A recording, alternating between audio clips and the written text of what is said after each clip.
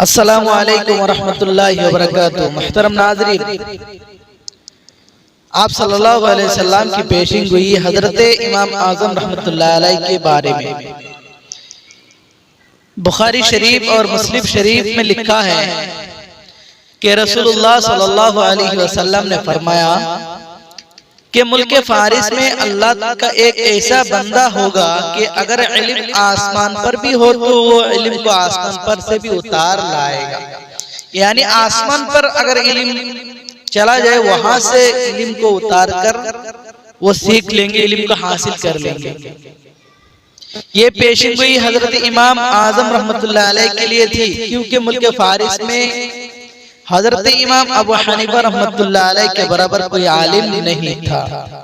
ये बुजुर्गी हजरत इमाम आजम को हासिल थी। तो आपकी परहेजगारी कितनी है?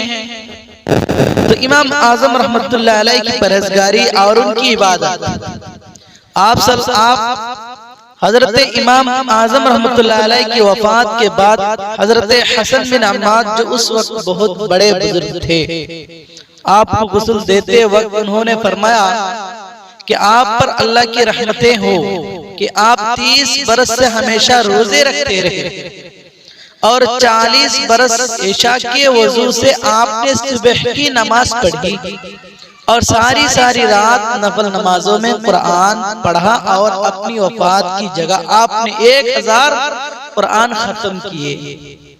दोपहर को कुछ थोड़ा सा आराम करते थे, बाकी हर वक्त इल्म के पीछे पढ़ाने में लगे रहते थे। आपने 55 हज किए। हजरत इमाम शाफी रहमतुल्लाह अलैह फरमाते थे कि मैंने हजरत अबू हनीफा से ज्यादा किसी का इल्म ना पाया, और जिसने आपकी किताबें नहीं देखी उसको इल्म में कमाल हासिल ना हुआ। आपकी परहेजगारी का ये हाल था कि जिस पर आपका कर्ज होता आप उसकी दीवार के साये में खड़े ना होते थे कि सूद लेने का गुनाह ना हो जाए। सुभान अल्लाह।